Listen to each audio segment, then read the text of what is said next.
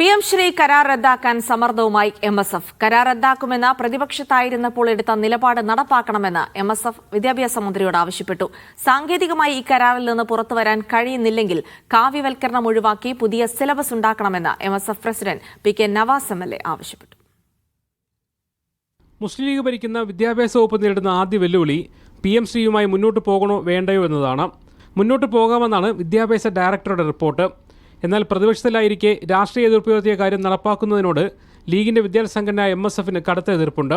കരാർ റദ്ദാക്കുന്നതിനാകണം മുൻഗണന നൽകേണ്ടതെന്ന് MSF വിദ്യാഭ്യാസ മന്ത്രി N. ഷംസുദ്ദീനെ അറിയിച്ചു. എങ്ങനെ പിന്മാറാൻ പറ്റും എന്നതിന്റെ ഏറ്റവും അവസാനം വരെയുള്ള മാർഗ്ഗം ഞങ്ങൾ പരിശോധിക്കും.